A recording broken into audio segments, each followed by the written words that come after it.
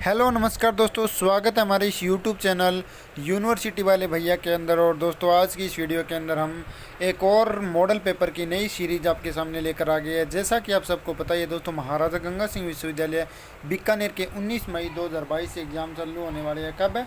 19 मई 2022 से आपके एग्ज़ाम चालू होने जा रहे हैं। और हमने एक सीरीज़ की शुरुआत की थी, उसी सीरीज़ के तहत एक और नया मॉडल पेपर आपके सामने लेकर आ गया हूँ। ये मॉडल पेपर रहेगा दोस्तों BA first year, BSc first year और बीकॉम फर्स्ट ईयर के जितने छात्र और छात्राएं हैं उन सब के लिए।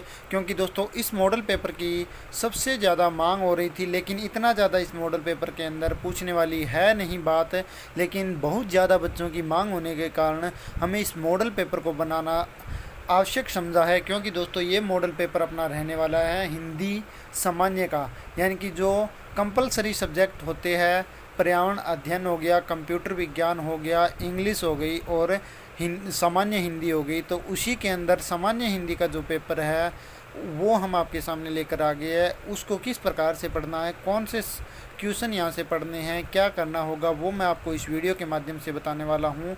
ज़्यादा कुछ नहीं पढ़ना होगा आपको। फर्स्ट, सेकंड और थर्ड यानी कि 3 ही यूनिट तैयार कर लेते हैं तो अच्छे से कवर हो जाएंगे सारे के सारे अंक। चलिए मैं एक एक करके बता देता हूँ। तो ये दोस्तों हमने खोल रखा है महाराजा गंगा सिंह विश्वविद्यालय बीकानेर का बीए पार्ट फर्स्ट, सेकंड और थर्ड का जितने सब्जेक्ट होते हैं उन सब का जो है, उन सब के लिए क्या खोल रखा है हमने यहाँ से, जो सिलेबस है वो खोल रखा है बीए पार्ट थर्ड का। इसके अंदर आप यहाँ पर देख सकते हैं 215 पेज रहेंगे। कितने पेज रहेंगे?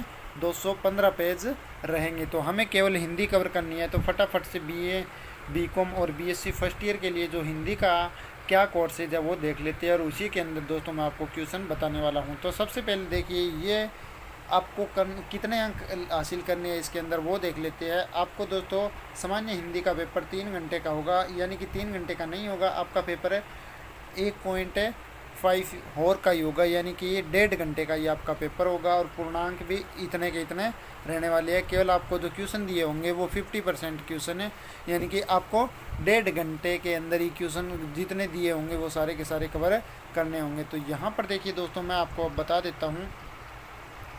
इसके पहला भाग होता है गद्य भाग, ये इकाई फर्स्ट होती है।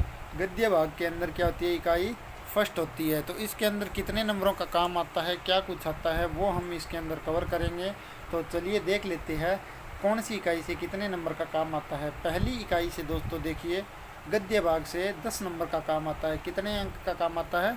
10 नंबर का काम आता है। तो इसके अंदर क्या होता है गद्य भाग के अंदर? गद्य भाग के अंदर देखिए, चरित्र शोधन बालकृष्ण भट्ट एक लेख होगा, कुटज आचार्य हजारी प्रसाद द्विवेदी, इसके ऊपर निबंध आएगा। यानी कि दोस्तों जो ये इतने के इतने यहाँ पर गद्य भाग दिए गए हैं, इन सब को हमें पढ़ना होता है। और उसके बाद दोस्तों हमें क्या करना होता है? आंसर देना होता है। 5 यहाँ पर क्वेश्चन पूछे जाएंगे। प्रत्येक क्वेश्चन कितने नंबर का होगा? 2 नंबर का होगा। टोटल 10 नंबर का काम पहली इकाई से आएगा। तो इस इकाई को अगर आप करना चाहते हैं तो अच्छे से कवर कर लीजिएगा। तो ये इकाई कोई ख़ास नहीं है, यहाँ से केवल दोस्तों 10 नंबर का काम आने वाला है। अब दूसरी इकाई है, उसके अंदर क्या होता है? दूसरी इकाई के अंदर देखिए, दूसरी इकाई ये पद्य भाग की आ गई। इसमें कबीर पद और मीरा पद दिए हुए हैं। कबीर के पद दिए हुए यहाँ पर, और इसी प्रकार मीरा के पद दिए हैं। इसी प्रकार मैथिली शरण गुप्त, इस प्रकार से बहुत सारे पद यहाँ पर 12 कवियों के पद्य वो दिए हैं, पद्य। उन सब को दोस्तों हमें क्या करना होता है? पढ़ना होता है। और उसके बाद हमें उत्तर देना होता है। और सेकंड इकाई के अंदर क्या कुछ आता है वो दिखा देता हूँ मैं आपको।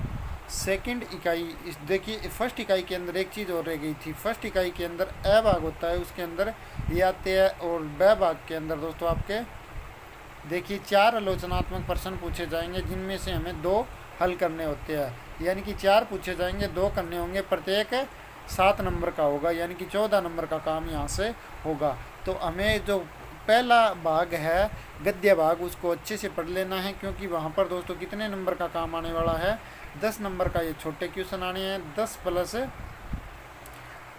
14 यानी कि बराबर 24 अंक का काम प्रथम यूनिट से आने वाला है। तो प्रथम यूनिट कोई छोटी मोटी यूनिट नहीं है, पहली यूनिट को अच्छे से तैयार कर लेना है। एक बात, अब दूसरी इकाई के अंदर देखिए क्या किया जाएगा, यही छोटे क्वेश्चन आएंगे 5 क्वेश्चन करने होंगे हमें। देखिए 4 व्याख्याएं पूछी जाएंगी, जिनमें से 2 व्याख्याएं हमें करनी होंगी, ठीक है। और प्रत्येक व्याख्या के हमें क्या करने होंगे, इस प्रकार से नंबर दिए गए। और फिर इसके आलोचनात्मक प्रश्न पूछे जाएंगे, 2 बड़े प्रश्न पूछे जाएंगे। यही 24 नंबरों की यह इकाई होगी। इसी प्रकार तीसरी इकाई के अंदर हमें क्या करना होता है, संक्षेपण, पलवन, शब्दयुगम और लोकोक्ति एवं मुहावरे और शुद्धिकरण होते हैं। और इसमें से टोटल 22 नंबर का काम आएगा। संक्षेपण से 5 नंबर का, और पलवन से ये 4 नंबर का, शब्दयुगम से इतना, और इससे इतना, और इससे इतना। तो ये यूनिट आप अच्छे से तैयार कर सकते हैं। तीसरी यूनिट के अंदर है क्या, मैं एक बार आपको दिखा देता हूँ। यही चीज़ें हैं 3। देखिए संक्षेपण हो गया,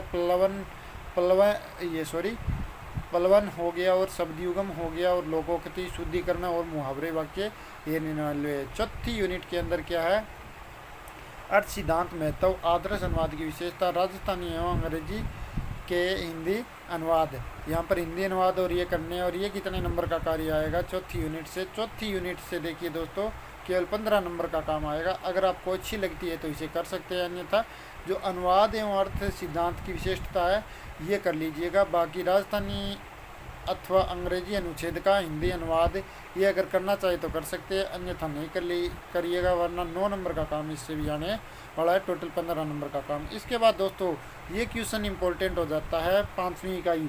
तो 5वीं इकाई की देखिए दोस्तों, यहाँ पर क्या दिया है, सीमा शब्द, एक विषय पर निबंध लिखना है। जैसे पर्यावरण प्रदूषण के ऊपर आ जाएगा, महात्मा गांधी के ऊपर आ जाएगा, और इसी प्रकार अगर बात करें तो आचार संहिता के ऊपर आ सकता है, और इसी प्रकार और बात करें महात्मा बुद्ध के ऊपर आ सकता है, रानी लक्ष्मीबाई के ऊपर लेख आ सकता है। इसी प्रकार एक विषय पर निबंध लिखना है हमें। शब्द सीमा यहाँ पर दी गई है। विषय, एक विषय के ऊपर कोई भी विषय उठा लें, उसके ऊपर अच्छा सा लेख तैयार कर ले। 2-3 प्रकार के लिए पर्यावरण प्रदूषण के ऊपर आप कर सकते हैं, या फिर वायु प्रदूषण के ऊपर आप कर सकते हैं। इसी प्रकार एक विषय के ऊपर लेख करना है, वो 10 नंबर का कार्य आपका आएगा। एक पत्र प्रारूप तैयार करना है, किसके माध्यम से करना है, वो वहीं पर छुट्टी के लिए या अन्य कार्य के लिए कर सकते हैं। इसका 5 नंबर का कार्य आएगा। टोटल 15 नंबर का कार्य आपका यहाँ से आएगा। तो मेरा कहने का मतलब यही है कि आप 5वीं यूनिट, चौथी यूनिट तैयार न करें, ये 5वीं यूनिट आप तैयार कर ले तो आपकी जो यूनिट है चौथी यूनिट को आप छोड़ दें। बाकी आपकी जो 4 यूनिट है उनको अच्छे से तैयार कर सकते हैं, कोई भी दिक्कत नहीं है। पहली यूनिट के अंदर जो आएगा वो आपके सामने है। इसी प्रकार दूसरी यूनिट के अंदर क्या आता है वो भी मैंने आपको बता दिया। तो पहली गद्य वाक्य और दूसरी पद्य वाक्य, 2 यूनिटें ये तैयार कर ले।